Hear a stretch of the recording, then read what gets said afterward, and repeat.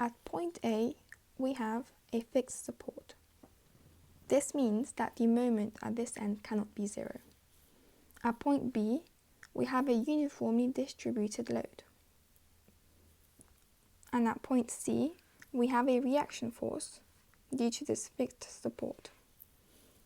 And point D, we have a point load. So, in order to draw the bending moment diagram, we have to find out the moments at each point. So at point D, the moment is going to be equal to 0.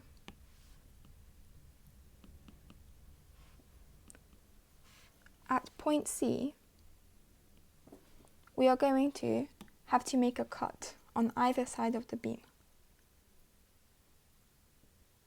And we're going to have two moments acting like this, so equal and opposite, because the beam is in equilibrium. So let's find the moment due to the right side of the beam. Moment equals force times distance, so we have the force times the distance. So we have moment at C equals 2 meters times 2 kilonewtons, so 4 kilonewton meters. Now, we can add this on our bending moment diagram.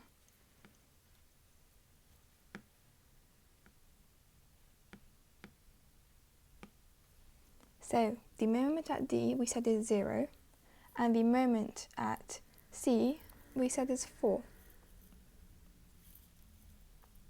This is due to a point load acting, so we know it's going to go down in a straight line like this.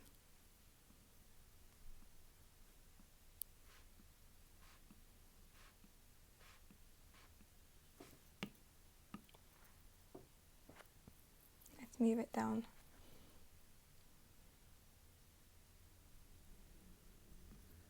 Great. Now, let's find the moment at point A. Same thing, we're going to make a cut and have two equal and opposite moments acting on each side because the beam is in equilibrium.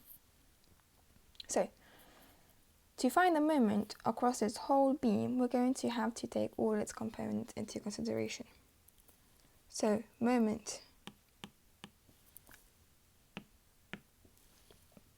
at A is equal to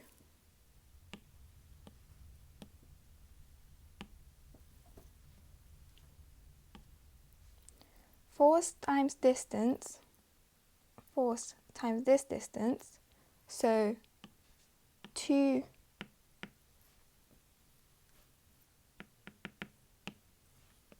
times the distance, 4 plus 2, 6. And now, is this going to be positive or negative? Look at the reference here and the force here. It's acting clockwise. So we're going to assume clockwise is the positive direction. Next, we have the reaction force acting across this distance. So we're going to have 6.5 times the distance of 4. Is this positive or negative? Well, it's acting this way, anti-clockwise, so negative. And then lastly, we have the uniformly distributed load. We're going to have to make this act like a point load. So to turn the UDL into a point load, you multiply by the distance across which it acts. So the point load, instead of the UDL, acts at midspan and is going to be equal to 2 times 4. So 8 kilonewtons. And this acts across a distance of 2 meters. So we're going to do 2 meters times 8 kilonewtons. 2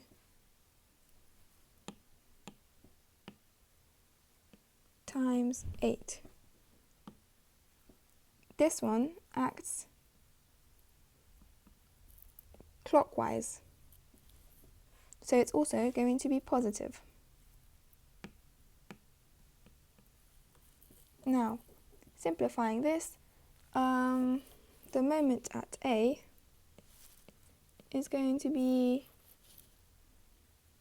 2 kilonewton meters. We can add this to our bending moment diagram. 2 kilonewton meters at A. So somewhere here, we're going to have 2.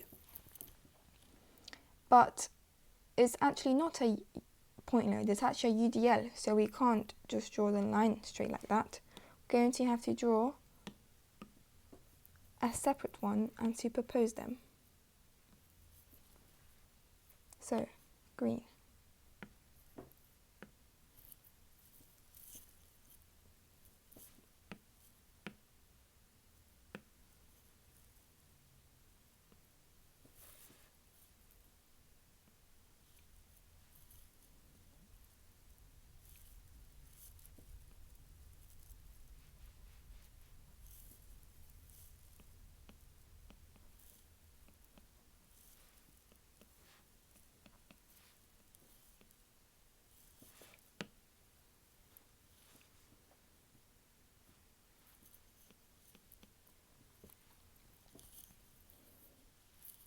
So our beam is going to look like this for the segment of the universally distributed load.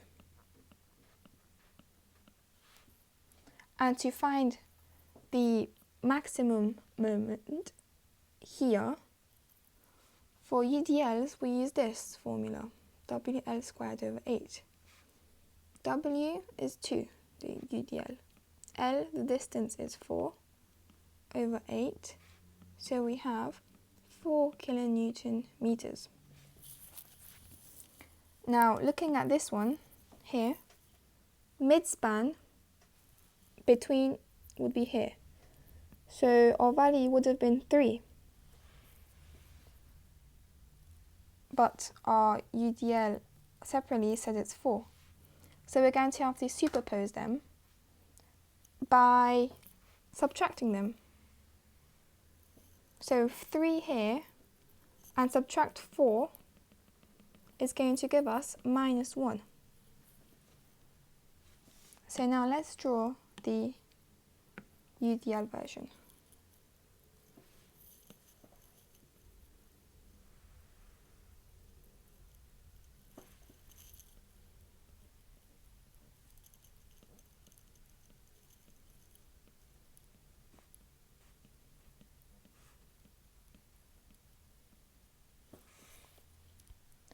There we go. 1. -1 actually. M equals 0. And there we go.